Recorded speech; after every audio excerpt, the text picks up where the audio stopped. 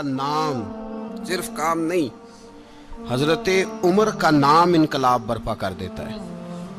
حضرت عمر کا نام کفر کے ایوانوں میں جبر، ظلم، شرک کی وادیوں میں جب حضرت عمر کا نام بھی لیا جائے تو بے ایمان کانپنا شروع ہو جاتے۔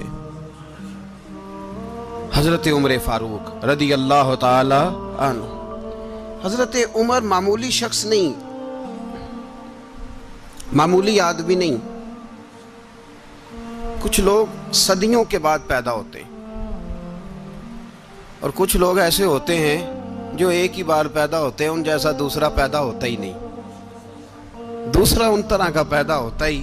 حضرت عمر رضی اللہ تعالیٰ عنہ جیسی شخصیات پیدا ہی نہیں ہوتی دوبارہ۔ سارے صحابہ در رسالت مآب پہ خود آئے۔ یہ وہ عظیم شخص ہے جسے اللہ کے محبوب نے اللہ سے مانگ کے لیا، کہا اے اللہ یہ مجھے دے دے، اللہ سے مانگ کے لیا ہے۔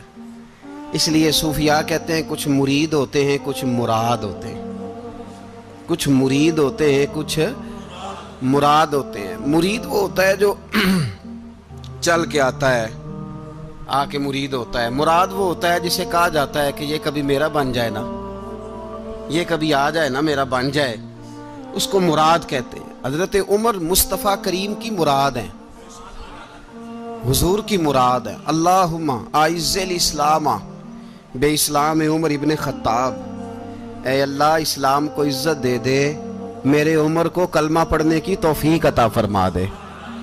اور کیسے دعا مانگی؟ اور یار حضرت عمر کی تو اس فضیلت کا کوئی جواب نہیں دے سکتا۔ میرے رسول پاک علیہ السلام سب کے لیے ہی دعا مانگتے ہیں نا، حضور کی دعا عام ہے، لیکن مصطفیٰ کریم نے کعبے کا غلاف تھام لیا اور غلاف کعبہ کو حضور نے سینے سے لپٹایا اور سینے سے چمٹا کے کہا اے اللہ میں نے تو کبھی سوال ہی زیادہ نہیں کیے، میں کرنے آیا ہوں، مجھے عمر دے دے، عمر دے دے۔ حضور نے مانگ کے لیا۔ اور پھر جب جس کو حضور مانگے اللہ سے کہ حضرت عمر رضی اللہ تعالیٰ عنہ کا آج یوم شہادت ہے، میرا تو دل کرتا تھا کہ فجر سے باتیں شروع ہوں اور سارا دن ہی عمر کی باتیں ہوتی رہیں، سارا دن جناب عمر کی باتیں، سارا دن، اس لیے کہ ذکر جناب عمر کا ہوگا پر راضی اللہ کے رسول ہوں گے صلی اللہ، تو جاگ کے بیٹھیں، خوش ہو کے بیٹھیں۔ ہمارے ہاں منایا ہی نہیں جاتا، بابے اللہ کی تا ساؤن بھادروں اسو کتا تے منڈے جنوری فروری، تو اسلامی سال بھی گیا اور وہ تاریخیں بھی ساری گئیں۔ یکم محرم امت مسلمہ کے لیے بہت بڑا دن ہے، بہت بڑا دن، یہ شہادت ہے حضرت عمر فاروق کی رضی اللہ تعالی عنہ۔ یہاں چھوٹی چھوٹی باتوں پہ گورنمنٹ چھٹی کرتی پھرتی ہے، چھوٹی چھوٹی باتوں، الیکشن ہو گیا تو چھٹی، فلاں جگہ پہ تھوڑا سا کسی نے خبر دے دی کہ کوئی پریشانی ہے تو چھٹی، فلاں جگہ یہ ہو گیا تو چھٹی، یہاں تک کہ فلاں وزیر صاحب فلاں علاقے میں آئیں گے تو سارے علاقے کو چھٹی۔ اور اب تو اس سے بڑا حال ہونے لگا ہے، اگر جن لوگوں کی سندھ میں حکومت ہے ان کے لیڈر کا دن آیا تو اس دن چھٹی، اور جن کی پنجاب میں حکومت ہے ان کا دن آیا تو چھٹی۔ ہمارا مطالبہ ہے حکومت پاکستان سے، اگر سر اٹھا کے جینا چاہتے ہو تو یکم محرم کو چھٹی کیا کرو، اگر سر اٹھا کے جینا چاہتے ہو تو یکم محرم کو چھٹی کرو جناب عمر کے دن، اور ملت کے جوانوں کو بتاؤ کہ اگر عزت کی زندگی جینا چاہتے ہو تو اس طرح جیو جس طرح فاروق اعظم جی کے گئے ہیں، عزت اور وقار کی زندگی۔ جمہوریت حضرت عمر سے سیکھنی پڑے گی، حکومت کرنے کے طریقے حضرت عمر سے، رعایا کو سیکھنا پڑے گا کہ امیر کس طرح بنایا جاتا ہے اور امیر کس طرح کے ہوتے ہیں۔ یہاں لوگ ہمیں یورپ کی مثالیں دیتے ہیں، لوگ یہاں ہمیں آ کر کے امریکہ کی مثالیں، انہیں کیا پتا حکومت کیا ہوتی ہے، وہ کہتے ہیں جی وہ سائیکل پہ جاتا ہے ان کا حکمران۔ میں نے کہا وہ سائیکل پہ جاتا ہے؟ میرے عمر فاروق مدینے سے مکے گئے تھے تو پیدل ہی حج کرنے چلے گئے، پیدل ہی۔ اور جناب عمر فاروق رضی اللہ تعالیٰ عنہ عید کی نماز پڑھانے گئے، عید کی نماز عمر خطبہ عید دینے گئے۔ اور اس زمانے میں کون سا غریب ہے جو ننگے پاؤں جاتا ہو؟ کون سا غریب ہے جو مسجد ننگے پاؤں جاتا ہو؟ لوگوں نے تو 3 قسم کی چپلیں رکھی ہوئی ہیں، ایک مسجد جانے کی علیحدہ ہے، گھر پہننے کی علیحدہ ہے، شادی بیاہ پہ جانے کی چپل علیحدہ ہے۔ حضرت عمر فاروق رضی اللہ تعالیٰ عنہ نکلے عید کا خطبہ دینے کے لیے، تو بیوی سے کہنے لگے جوتا، اس نے کہا صاحب اتنی دفعہ ٹوٹا ہے اب گانٹھا نہیں جا سکتا، اتنی دفعہ ٹوٹا ہے کہ اب دوبارہ پیمند نہیں لگ سکتے۔ تو حضرت عمر کہنے لگے چل کوئی حرج نہیں، بغیر جوتے کے ننگے پیر ہی چلتے ہیں، کوئی حرج نہیں۔ تو کہنے لگے لوگ کیا کہیں گے؟ فرمایا چپ کر، لوگ جس دن عمر نے یہ دیکھ لیا نا لوگ اس کے بارے میں کیا کہتے ہیں، اس دن عمر عمر نہیں رہے گا۔ تو کہا پھر آپ کا نظریہ کیا ہے؟ فرمایا میرا نظریہ یہ ہے کہ رب رسول میرے بارے میں کیا کہتے ہیں، لوگوں کا کیا ہے؟ لوگ کل کسی کے بارے میں کچھ کہتے ہیں اور پرسوں کچھ کہتے ہیں، میرا نظریہ یہ ہے کہ رب رسول میرے بارے میں ننگے پیر عمر جا رہے ہیں۔ کون جی؟ میں بڑا ماڑا۔ اچھا جناب، کیا غربت ہے؟ 10 قسم کے جوڑے لٹکے ہوئے ہیں کمرے میں، اور پہننے کی فرصت نہیں، سویرے کیا پہننا ہے، شام کیا پہننا ہے، 15 سوٹ کٹھے استری ہو کے لانڈری والا بھیج رہا ہے، اور تو غریب ہے، تو بہت بڑا غریب ہے۔ اس لیے کہ غربت پیسوں کی وجہ سے نہیں ہوتی، غربت تو دل کی ہوتی ہے۔ تو واقعی بڑا غریب ہے اور تو غریب ہی رہے گا۔ امیر تو عمر فاروق تھے، عمر فاروق تھے جو ننگے پاؤں چلے گئے عید کی نماز پڑھانے، تو رستے میں جو ملا کہنے لگا عمر جوتا تو پہن لو۔ فرمایا تمہیں عمر کا جوتا نہ پہننے کا نقص تو نظر آیا ہے، کوئی حرج نہیں، اگر عمر کو کبھی بتانا ہوا تو وہ والا نقص بتانا جو عمر کی سیرت میں پیدا ہو، کردار میں پیدا ہو، وہ والا نقص بتانا، یہ چھوڑو جوتے آتے جاتے رہتے۔ ننگے پاؤں گئے، پاؤں دھوئے، نماز پڑھائی، لوٹ آئے۔ او بھائی یہاں تو ہمارا بناؤ سنگار اترنا، جتنی توجہ کپڑوں کی طرف ہے اتنی توجہ کبھی ہماری علم کی طرف ہوتی نا، جتنا ذوق شوق ہمارا بناؤ سنگار کی جانب ہے، اتنا بناؤ سنگار کبھی ہمارا اخلاقیات کی جانب ہوتا تو معاملات بڑی حد تک سنورے ہوئے ہوتے۔ حضرت سیدنا فاروق اعظم رضی اللہ تعالی اپنی زندگی کو ترتیب دیا، ایک دن بھی خلافت نہیں مانگی اللہ سے۔ حضرت عوف بن مالک اشجعی ایک صحابی ہیں، حضرت عوف بن مالک رضی اللہ تعالیٰ عنہ فرماتے ہیں کہ جناب ابو بکر صدیق کا زمانہ تھا تو میں نے خواب دیکھا، میں نے خواب میں جناب عمر کو دیکھا، اور میں نے دیکھا کہ کوئی کہنے والا کہہ رہا ہے کہ عمر وہ ہے کہ اللہ کے رستے میں کوئی اسے جتنا مرضی برا بھلا کہے یہ پرواہ نہیں کرتا۔ کس کے رستے میں؟ بولے سارے۔ اس کا مطلب ہے اللہ کے رستے میں لوگ برا بھلا بھی، قرآن مجید نے کہا وَلَا يَخَافُونَ لَوْمَةَ لَائِمٍ، کچھ لوگ ایسے ہیں جو برا بھلا کہنے والوں کی پرواہ نہیں کرتے۔ آپ یقین کریں اگر پرواہ شروع ہو جائے نا تو دین کا کام ختم ہو جائے، نہ کوئی تقریر کرے، نہ کوئی تدریس کرے، نہ کوئی پیری مریدی کرے، ختم ہو جائے اگر باتوں کی پرواہ ہو۔ لیکن وہ پرواہ، حضرت عوف بن مالک اشجعی کہتے ہیں میں نے خواب میں دیکھا کہ عمر وہ ہے جو کسی کی پرواہ، اور دوسری بات میں نے یہ دیکھی کہ عمر خلیفہ بنے گا، اور تیسری بات میں نے خواب میں یہ دیکھی کہ عمر شہید بھی کیا جائے گا، عمر شہید بھی ہوگا۔ یہ میں نے 3 باتیں خواب میں دیکھی۔ فرماتے ہیں میں نے آ کے خواب حضرت ابو بکر صدیق کو سنائی، وہ خلیفہ تھے، وہ کہنے لگے ٹھہر جا میں عمر کو بلاتا ہوں، اس کے سامنے دوبارہ سنانا، اس کے سامنے۔ فرماتے ہیں میں نے بلایا حضرت عمر فاروق کو، آ کے بیٹھے، خواب شروع ہوا، کہ ایک بات تو میں نے یہ دیکھی کہ آپ ملامت کرنے والے کی پرواہ نہیں کرتے، دوسرا آپ خلیفہ بنے گے۔ جناب عمر کہنے لگے چپ کر، ابو بکر کے سامنے ہی کہہ رہا ہے، چپ کر، خلیفہ کے سامنے ہی کہہ رہا ہے۔ تو حضرت ابو بکر صدیق کہنے لگے عمر اسے کہنے دو، مجھے لگتا ہے رب کی رضا یہی ہے کہ میرے بعد اگر مصطفیٰ کا منبر ملے تو عمر کو ملے، اسے کہنے دو۔ یار یہاں تو لوگ ڈینگے مارتے ہیں، یہاں تو لوگ دعوے کرتے ہیں میرے سامنے فلانے کو بھی بٹھاؤ، فلانے کو بھی بٹھاؤ، اس کو کیا پتا، اس کو کیا پتا، یہ تو بڑکے مارنے کا دور ہے۔ حضرت عمر رضی اللہ تعالیٰ عنہ کو تیسری بات کہی، حضرت عوف بن مالک نے کہا آپ شہید کیے جائیں گے، میں نے خواب دیکھی ہے۔ نیک لوگوں کے خواب بڑی حد تک سچے ہوتے ہیں، کہا میں نے خواب دیکھی ہے۔ تو حضرت عمر کہنے لگے شہید تو دلیر لوگ ہوتے ہیں، شہید تو دلیر، جسے سارا زمانہ دلیر کہہ رہا ہے وہ اپنے بارے میں کیا کہہ رہا ہے؟ کہتے ہیں شہید تو دلیر، میں تو کاہل سا آدمی ہوں، سست آدمی ہوں، میں تو اتنا کام ہی نہیں کرتا، تو یہ خواب تو نے جو ٹھیک ہے دیکھا ہے نا، फिर से देखना। तो अबू बकर सिद्दीक फरमाने लगे आजिज़ी ना कर, इनकिसारी ना कर, तो जो कह रहा है ठीक कह रहा है, लेकिन मुझे सुन के शुक्र भी हुआ है और अफसोस भी हुआ है। अफसोस इस बात का कि तेरे जैसा बतले अजीम चला जाएगा, और शुक्र इस बात का कि रब तुझे जिंदगी भी एजाज वाली देगा, और शहादत की मौत दे के अल्लाह तुझे मौत भी इज्जत वाली अता फरमाएगा। अल्लाह मौत भी तुझे इज्जत वाली देगा, तुझे काहिलों जैसी मौत अल्लाह। हजरत फारूक आजम रदी अल्लाह। ओ भाई, यहां तो इस जमाने का सबसे बड़ा मसला प्रोटोकॉल है। लोगों को पता होता है कामिल पीर है, कामिल मुर्शिद है, लोग नहीं जाते। मैं किसी का मुरीद हो जाऊं, मेरा प्रोटोकॉल किधर गया? पता होता है ये कामिल उस्ताद है, मैं इसके पास बैठूंगा तो मेरी तरबियत करेगा, लेकिन लोग शागिर्द नहीं बनते। मैं किधर गई?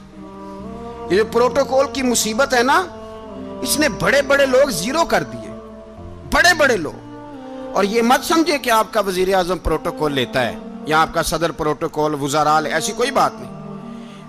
हम छोटे तबके से लेकर बड़े सारे प्रोटोकॉल के कायल हैं। हमारा तो दामाद भी कहता है कि मुझे पूछा नहीं, मैं तुम्हारे घर क्यों आऊं। हमारा तो भाई हर शख्स ऐलान करता है प्रोटोकॉल का, फलाने ने इज्जत नहीं दी तो वापस आ जाओ, फलाने ने सलूट नहीं किया तो वापस आ जाओ। लोग जहां सलूट करना चाहिए वहां भी सलूट कराने के कायल हैं। पर हजरत उमर रदी अल्लाह ताला, हजरत उमर की सादगी और फिर जनाब उमर की आजिज़ी, जब इंसान अपने ऊपर सवार कर लेता है ना, सवार कर लेता है, मैं बदकार पुराना खादम, किसे दर मिली नी टोई, इते वासफ यार ने नजर जो की थी ते वासफ वासफ ही हो। मैं अक्सर सोचता हूँ, हुजूर ने जहां भी कहा ना, फरमाया मेरे बाद नबी होते तो खताब के बेटे उमर होते। हुजूर ने फरमाया उमर जिस रास्ते से जाता है शैतान वो रास्ता बदल जाता है। नबी पाक सल्लल्लाहु अलैहि वसल्लम ने फरमाया मेरा उमर वो है कि इसकी जुबान पर हक जारी है। हुजूर अलैहिस्सलाम ने फरमाया 950 साल हजरत जिब्रील मेरे उमर की शान बयान करें तो इनकी अजमत खत्म नहीं होती। 950 साल जिब्रील अजमत बयान करे तो खत्म नहीं होती। ये बात है हजरत उमर की। और फरमाया उमर अबू बकर की नेकियों में से एक नेकी है, ये शान है अब उमर फारूक रदी अल्लाह ताला अन्हु की। हुजूर ने फरमाया मेरे बाद नबी होते तो उमर होते, जिस गली से उमर आए शैतान रास्ता बदल जाए। मेरे उमर फारूक की शान 950 साल बयान हो तो खत्म ना हो। उमर की जुबान पर अल्लाह हक बयान करता है, जो उमर कहता है वही रब कर देता है। हुजूर सारी जिंदगी फजीलतें बयान करते रहे, उमर जवाब में क्या कहते हैं? कोई बताए ना कि ये वाली हदीसें कभी उमर ने भी रवायत की हो कि हुजूर ने मेरे बारे में ये कहा है। ये रवायतें वो रवायत नहीं करते। उनसे जब लोग कहते उमर तेरी बड़ी बात है तो उमर रो पड़ते, कहते मैं तो ऊंट चराने वाले बाप का बेटा हूं, मैं तो ऊंट चराने वाले बाप का बेटा, ऊंट चरा। इससे आगे उमर गए ही नहीं सारी जिंदगी, इससे आगे लफ्ज ही नहीं अदा की। और मैं तो भाई ऊंट चराने वाला, मेरा बाप तो ऊंट चराया करता था, 10 ऊंट थे, मेरी ड्यूटी होती थी, संभाले नहीं जाते थे, अब्बा डंडों से मारता था। सारी जिंदगी उम्र हाज करने गए, एक खुश्क तना खजूर का उमर फारूक रदी अल्लाह ताला अन्हु ने उसको अपने कलावे में लिया, रोने लगे। लोगों ने कहा उमर क्या हुआ? फरमाने लगे यहां मैं ऊंट चराया करता था, यहां मैं ऊंट चराता था, 10 ऊंट संभाले नहीं जाते थे। देखो रसूलुल्लाह की शान, आज सारी उम्मत चलाने का तरीका अता फरमा दिया है। सारी नजरिए से प्यार। यार पैसा किसको बुरा लगता है? आप जिस आदमी की 50 करोड़ की प्रॉपर्टी है उसको पूछें सबसे गरीब, आपको वही नजर आएगा। वो कहेगा मैं टाइट हूं, हालात बड़े। मैं कई बार पूछे उन्होंने, मैं आखे तो तर्जमा भी 10 छड़ो की, हमें तो समझ नहीं आती। और टाइट हालात कौन से होते हैं जी? जिस आदमी का करोड़ों में कारोबार है ना, उसको आप छेड़े वो रोने लग जाएगा, रोने। तो कई मैंने ऐसे देखे हैं किराए का मकान है, उनसे पूछे साहब क्या हाल है, तो कहते हैं जितनी अल्लाह ने शान वाली जिंदगी हमें अता की है किसी को नहीं दी हुई। इसका मतलब है खुशी भी यही है और गम भी यही है। अंदर से खुशी है, अंदर से ही। तूने अगर राजी रहना है तो इधर से रहना है, नाराज रहना है तो बस अपने आप को खुश रखेगा तो हो जाएगा। सारे सहाबा मिल के आए, कहने लगे उमर फारूक से कहना है नबी पाक के जमाने में तो ज़ाहिरन गुर्बत थी, अबू बकर के दौर में भी गुर्बत थी, अब तो बड़ा माल है। عمر سے سفارش کرو کہ عمر نیا کرتا پہنا کرے. ملکوں کے سفیر آتے ہیں, عمر وہی پھٹی پرانی چادر اوڑھ کے اور وہی کئی جگہ پہ پیوند لگے سوٹ پہن کے سفیروں کے سامنے بیٹھ جاتا ہے. عمر کو مشورہ دو. طے ہو گئی بات. سب نے جب مشورہ دے لیا تو سارے کہنے لگے یہ بتاؤ شیر کی مونچھ کو ہاتھ کون لگائے گا؟ کہنا کس نے ہے؟ بندہ بھی تو ڈھونڈو نا. نے کہا جناب میرا یہ خیال ہے کہ مولا علی شیر خدا کہیں گے, کیونکہ جس شخص کی عمر کو سب سے زیادہ حیا کرتے دیکھا وہ شیر خدا مولا علی ہے رضی اللہ تعالی. علی کہیں گے اس لیے کہ جناب علی تو کئی دفعہ جب گفتگو کرتے تھے تو حضرت عمر چپ کر جاتے تھے اور فرماتے تھے علی نہ ہوتا تو میں ہلاک ہو جاتا. تو کہا علی سے کہو. جناب علی شیر خدا کو بلایا. کس کام کے لیے جی؟ اللہ اکبر. یہ ذرا اپنے اس دور پہ اس بات کو ذرا لاکا جناب ان سے کہیں کہ زیادہ نہیں, ایک کرتا نیا پہن لے. سفیر آتے ہیں, وزیر آتے ہیں تو ایک کرتا نیا پہن لے.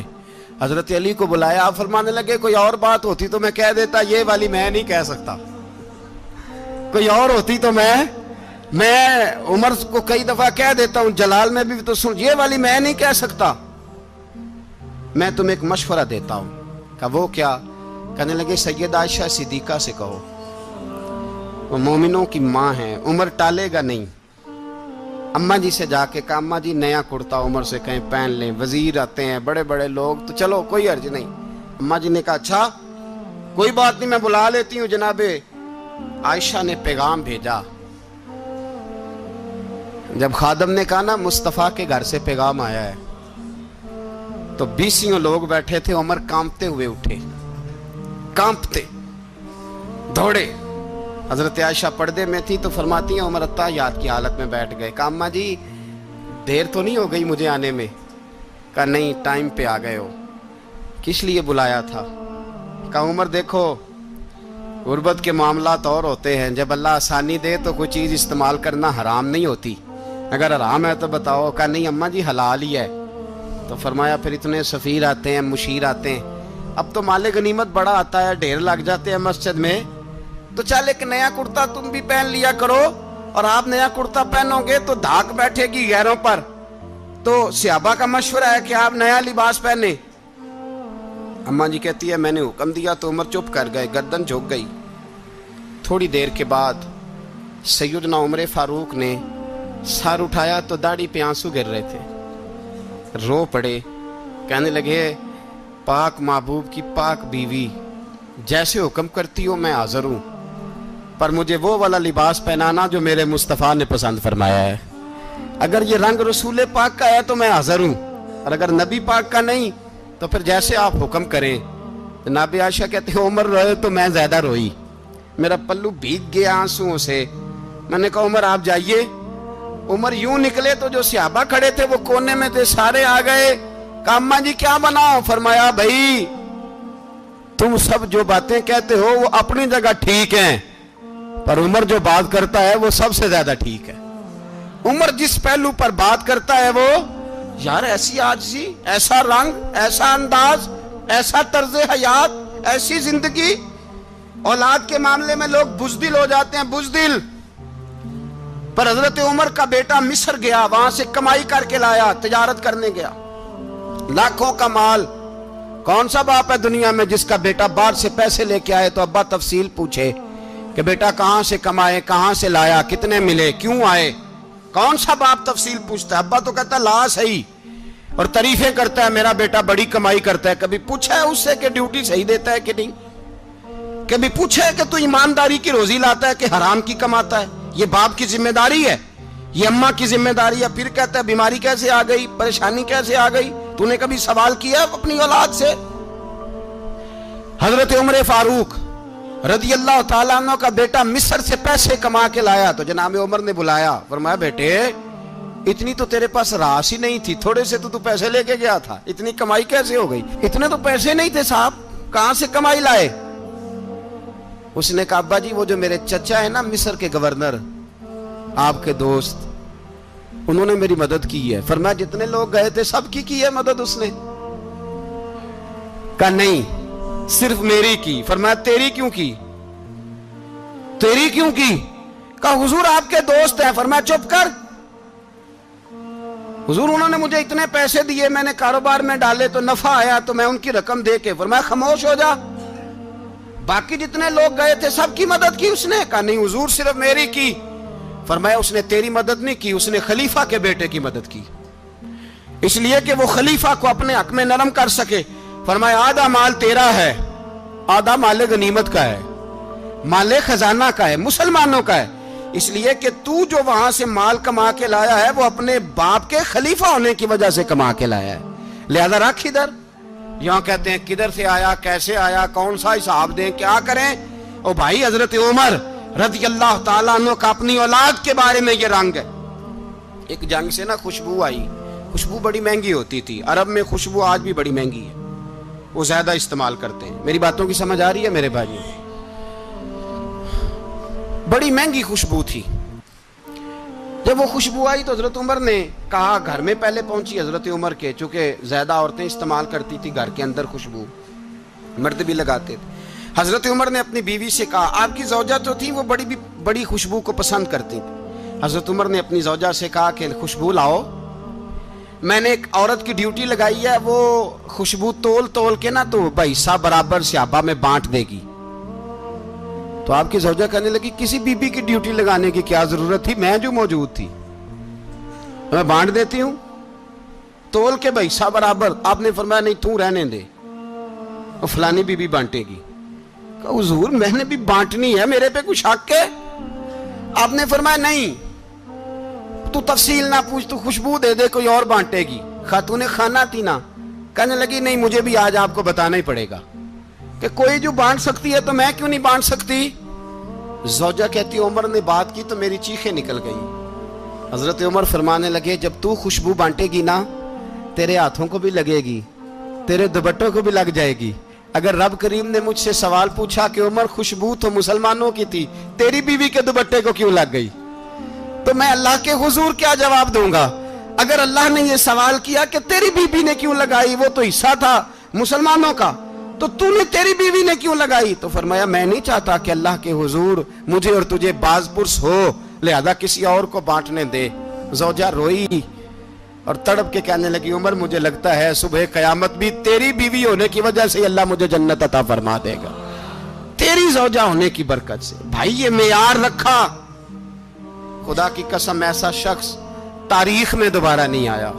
اتنا بڑا آدمی, اتنا بڑا شخص, اتنا بڑا آدمی, اور پھر رنگ یہ ہے کہ عمر 22 لاکھ مربع میل کا حکمران, 22 لاکھ, اور کھجور کے درخت کے نیچے مٹی کا ڈھیلا لے کے سو گئے ہیں, پرواہ کوئی نہیں, کوئی مسئلہ ہی نہیں.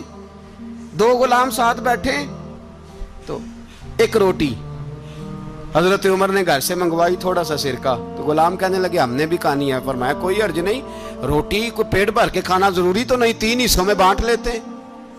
ایک آدمی آیا ہوا تھا مصر کا رہنے والا ملنے کے لیے, اس نے پوچھا عمر کدھر ہیں, تو کہا وہ ادھر جاؤ مسجد میں بیٹھے ہوں گے. اور واپس آیا تو کہنے لگا وہاں تو 3 غلام بیٹھے ہیں, ایک روٹی بانٹ کے کھا رہے ہیں, لگتا ہے کئی دنوں سے روٹی نہیں ملی. کہا 3 غلام تو کوئی نہیں, وہاں 2 ہی تھے, تیسرے تو امیر المومنین تھے. اس نے کہا نہیں 3 غلام ہیں, کپڑے بھی ایک طرح کے پہنے ہوئے ہیں, بلکہ 2 کے تو پھر صحیح ہیں, تیسرے کے تو زیادہ ماڑے ہیں. کپڑے بھی ایک طرح کے, کھانا پینا بھی ایک طرح کا, اور ان کا نشست برخاست بھی ایک طرح کی ہے, لہذا کوئی فرق نہیں. حضرت ابو ہریرہ کہتے ہیں میں لے کے آیا, اور جناب عمر کو جب میں نے کچی زمین میں تامت سمیٹ بیٹھے دیکھا تو میں رو پڑا. میں نے اس مصر سے آنے والے کو کہا تو اس کے جلوے دیکھ, اگر اس کی ذات میں اتنا حسن ہے تو محمد عربی کا مقام کیا ہوگا. یہ مقام غور ہے, مقام غور. 10 محرم کو لوگ دیگے پکائیں گے نا, نہیں پکانی ہے, کوئی بول دے نہیں, ہاں نہ نہیں کر دے, پروگرام بدلیا تو نہیں دی عید کی کہ وہی کام شروع ہوا ہے لاسٹ ٹائٹ ہونے والا. کیوں جی, پکنی ہے نا دیکھیں 10 محرم کو انشاءاللہ تعالی, ہم بھی پکائیں گے انشاءاللہ, یہاں بھی پروگرام ہوگا. تو 10 محرم کو جو دیگ پکنی ہے تو ایسا نہیں ہو سکتا کہ 1 محرم کو حضرت عمر کے نام کی بھی کوئی پک جائے. اگر امام حسن حسین کے نام کی دیگیں پکے تو جو امام حسن حسین کے سے پیار کرنے والے ہیں, جو امام حسن حسین سے ہم لوگوں نے بھی عجیب رٹا اپنایا ہے نا, ہم لوگ بات کا ایک پہلو دیکھتے ہیں، دوسرا نہیں دیکھتے۔ حضرت امام حسن اور حسین کو بھی نبی پاک نے شہید کہا، اور جناب عمر کو بھی رسول اللہ نے خود شہید فرمایا، فرمایا شہید ہے، خود فرمایا اپنی زبان سے کہ یہ شہید ہے، خود میرا عمر شہید ہے۔ تو ان کے نام کی دیگ نہیں پکنی چاہیے، اس طرف نہیں ہماری توجہ ہونی چاہیے۔ اور اہل بیت نبو، یہ بات میں پہلے بھی کرتا ہوں، آج پھر کرنا ضروری سمجھتا ہوں۔ اہل بیت کا پیار، سن لو کان کھول کے، اہل بیت کا پیار اگر ہمیں کسی نے سکھایا ہے تو سیدنا عمر فاروق نے سکھایا ہے۔ اہل بیت نبوت کی محبت اگر کسی نے سکھائی ہے تو کس نے سکھائی ہے؟ بول کے بتائیے۔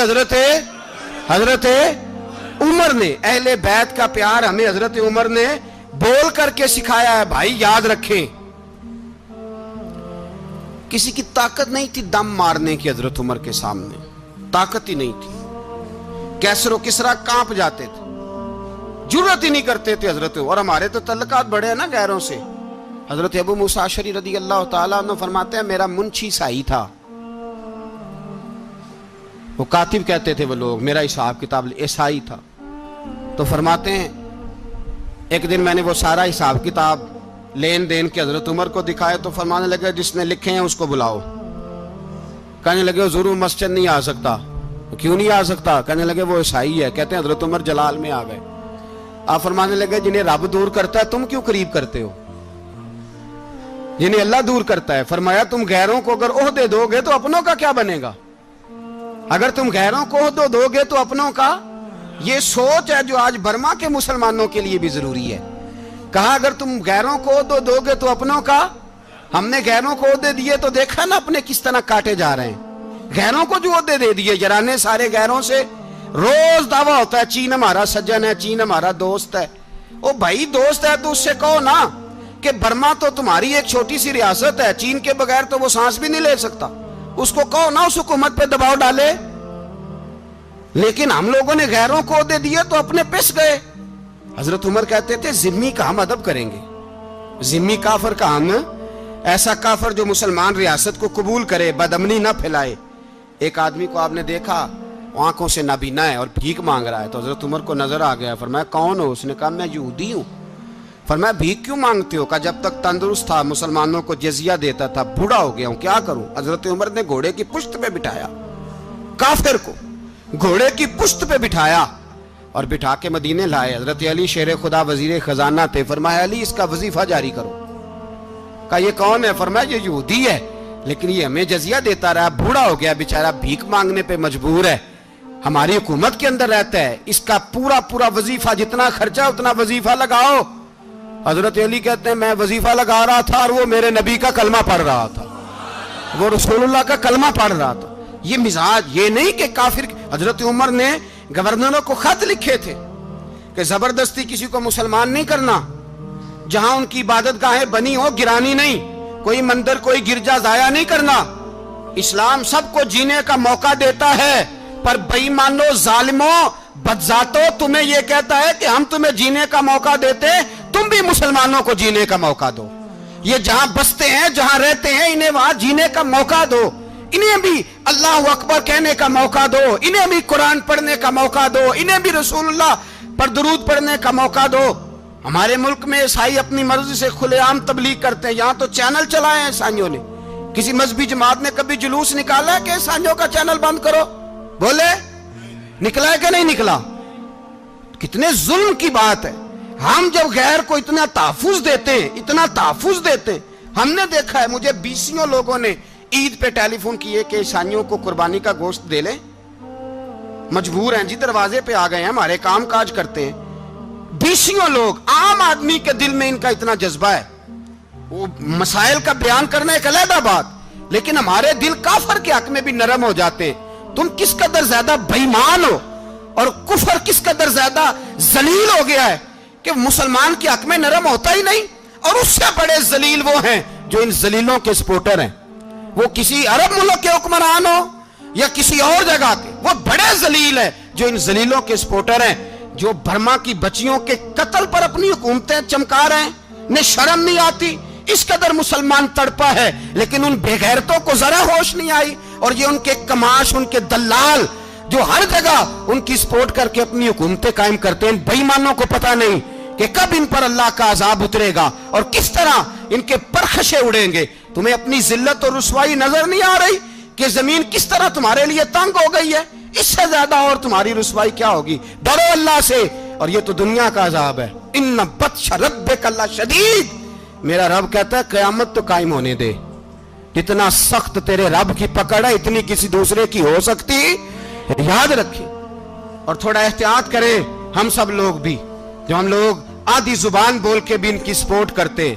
अब शर्म आनी चाहिए हमें इन हुकूमतों की सपोर्ट करते जो मुसलमानों की लाशों के ऊपर हुकूमतें कायम करते हैं। शर्म आनी चाहिए। बहरहाल बात दूर निकल जाएगी और मैं अपने मजमून पे रहता हूं। अहले बैत का प्यार अगर सिखाया है तो जनाब उमर ने सिखाया है, रदी अल्लाह ताला अन्हो। इमाम हसन मिलने, आप यकीन करें मैं जब इस वाकया को पढ़ता हूं तो मेरा दिल झूम जाता है। मैं कहता हूं यार, डाडा होना अपनी जगह पे, इश्क होना अपनी जगह पे, इंसान का बावकार होना अपनी जगह। जहां खड़े होना था वहां ये खड़े होते थे, और जहां झुकना था वहां ये इन लोगों में इकबाल ने कहा था, तेरी निगाह नाज से दोनों मुराद पा गए। अकले की याबो जुस्तजू इश्के हुजूरो इस तरह, जहां अगर आया है सामने कैसरो किसरा तो उमर जैसा दलेर कोई नहीं। अगर सामने आया ईरान का बादशाह तो उमर जैसा तगड़ा कोई नहीं। अगर आया है सामने गुस्सान का बादशाह तो उमर जैसा आदिल कोई नहीं। लेकिन अगर अली का बेटा आया है, अगर फातिमा के लाल पारे आए हैं, तो फिर फारूक आजम से जैसा मुहिब कोई नहीं, फिर उनसे जैसा प्यार करने वाला कोई नहीं। अंदर बैठे हैं जनाब उमर, अंदर तन्हाई में कुछ वजीरों से गुफ्तगू हो रही है, मीटिंगें जारी हैं। आपके बेटे मिलने आए जनाबे अब्दुल्ला इब्ने उमर, अब्बा जी मिलने आए। बात ठहरो, बात कर रहा हूं, कोई ना अंदर आए। साहबजादा बाहर खड़ा है। थोड़ी देर गुजरी तो इमाम हसन भी आ गए। कौन आए? आपको अजब मिलेगा इमाम साहब का नाम लेने से, वो सरदार हैं जन्नतियों। कौन आए? सारे बोलिए, इमाम हसन। तेरी नस्ल पाक में है बच्चा बच्चा नूर का, तू है ने नूर तेरा सब घराना। इमाम हसन आए तो हजरत अब्दुल्ला इब्ने उमर को दरवाजे पे खड़े देखा। कहा अमीरुल मोमिनीन कहाँ हैं? कहने लगे हजरत उमर के बेटे। कहने लगे वो अंदर बैठे, कुछ मीटिंग हो रही है और उन्होंने कहा कोई अंदर ना आए, लेकिन आप जाना चाहें तो चले जाएं। आप जाना चाहें तो, तेरी नस्ल पाक में है बच्चा बच्चा नूर, आप जाना चाहें तो चले जाएं। तो उन्होंने कहा जब आप बाहर खड़े हैं तो मुझे कोई इतना जरूरी काम नहीं, और अभी जोर की नमाज थोड़ी देर में होगी, मैं मस्जिद में मिल लूंगा अमीरुल मोमिनीन से। ये बात कह के इमाम हसन चले गए। यार इतनी बड़ी बात नहीं थी, इतनी बड़ी बात नहीं थी। वो मेरे उस्तादों का बेटा भी आए तो कहा ठीक है जी वो सोए हुए हैं, तो कोई गर्ज नहीं यार, मैं ठहर के आ जाऊंगा। कोई बड़ी बात नहीं थी, देखा जाए तो बड़ी बात नहीं थी, पर बात बहुत बड़ी थी इसलिए कि ये खाली हसन नहीं, ये हसन इब्ने अली है, ये हजरत फातिमा के लख्ते जिगर। हजरत उमर बाहर निकले, अब्दुल्ला इब्ने उमर से पूछा कोई आया तो नहीं? तो कहा हुजूर इमाम हसन आए थे। तो कहा फिर शहजादे को अंदर क्यों नहीं भेजा? कहा मैंने कहा था। वो कहने लगे अगर अमीरुल मोमिनीन मसरूफ हैं तो मैं जोहर में मिल लूंगा। हजरत उमर रोने लगे। फरमाया बेटे तूने अच्छा नहीं किया। फिर मस्जिद नहीं गए, सीधे इमाम हसन के दरवाजे दस्तक दी। इमाम हसन बाहर आए। कहा शहजादे आए थे तो मिले क्यों नहीं? तो इमाम हसन कहने लगे हुजूर आपका अपना बेटा दरवाजे पे खड़ा था, आपका अपना बेटा दरवाजे पे खड़ा था, और मना भी किया था आपने, तो मैं जोर में मिल लेता। हजरत इमाम हसन फरमाते जोशे जज्बात में जनाबे उमर ने सर से पगड़ी उतार दी, जोशे जज्बात में। कहने लगे हसन मेरे बेटे का और आपका क्या मुकाबला? क्या उसकी मां का नाम फातिमा ज़हरा है? क्या उसकी नानी का नाम खतीजतुल कुबरा है? क्या उसके नाने का नाम मोहम्मद मुस्तफा है? आपका और उसका क्या मुकाबला? फिर रो पड़े और कहने लगे बेटे मैं मक्के के सहराओं में ऊंट चराया करता था, ये जो मेरे सर पर इज्जत के बाल हैं ये तेरे नाने के उगाए हुए। मैं मक्के के खबरदार शहजादे खबरदार। ओ भाई अहले बैत नबुव्वत के अदब का रंग अगर सिखाया है तो सैयदना उमर ने सिखाया है। हजरत उमर फारूक अथॉरिटी है, इस्लाम की अथॉरिटी। यकम मुहर्रम हजरत उमर की शहादत है। यहूदी बोल उठा, काफिर बोल उठा, اگر 6 مہینے عمر دنیا میں اور رہتے تو دنیا میں کوئی کافر موجود نہ ہوتا. 6 مہینے. اور جب اس بطل جلیل کا جنازہ اٹھا، اللہ بخاری پڑھیے نا، اللہم ارزقنا شہادۃ فی سبیلک، اللہ بسترے کی موت نہ دینا، شہادت کی دینا. عمر شہید ہوئے، مسجد نبی میں نماز پڑھاتے، اور جب جنازہ اٹھا تو مدینے کا پھر پیچھے جو دلیر بچے وہ مولا علی تھے. مولا علی، جناب عمر کا جنازہ اٹھا تو سب سے پہلی ہائے جو نکلی وہ حضرت علی کی زبان سے نکلی، اور حضرت علی ساری داڑھی آنسوؤں سے بھر گئی. لوگوں نے کہا کہ علی کیا ہوا؟ فرمانے لگے تم دیکھ نہیں رہے جنازہ کس کا اٹھا ہے؟ پلٹ کے دیکھو تو صحیح، تم پتہ نہیں یہ کون گیا ہے؟ کہ حضور کیا ہوا؟ آپ فرمانے لگے عمر اس طرح کے کام کر کے گیا ہے، اب ان کے رستوں پہ کون چلے گا؟ کون اس کے جگر راہ وفا میں نقش ایسے چھوڑ آیا ہوں، میں جس منزل سے گزرا ہوں وہ اب تک یاد کرتی ہے. حضرت علی حضرت عمر کے جنازے پہ کھڑے ہو کے کہتے ہیں اللہ مجھے اس طرح کے عمل کرنے کی توفیق دے جس طرح کی عمر کر کے گیا. میرے بھائی، بطل عزیز، بطل حریت حضرت عمر رضی اللہ تعالیٰ عنہ، جو اپنی زندگی انقلاب والی گزار کے گئے. عمر جب دنیا سے گئے تو 80 دینار کا قرضہ تھا، 22 لاکھ مربع میل کا حکمران. اور اپنے بیٹے سے کہنے لگے بیٹے کوشش کرنا تیرے خاندان والے مل کے میرا قرضہ اتار دے، میری قبر پہ بوجھ نہ رہے، اور اگر خاندان والے مدد نہ کریں تو میرے دوستوں سے بات کرنا، وہ مدد نہ کریں تو پھر علی سے بات کرنا.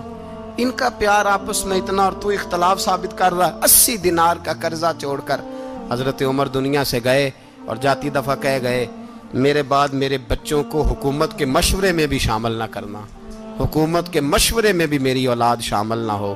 اتنا بڑا شخص اتنا بڑا رنگ دے کے 1 محرم کو جب عمر فاروق کا وصال ہوا تو بیٹے سے کہنے لگے اماں عائشہ سے جا کے کہو میرا بھی نبی پاک کے روزے میں دفن ہونے کو دل کرتا ہے.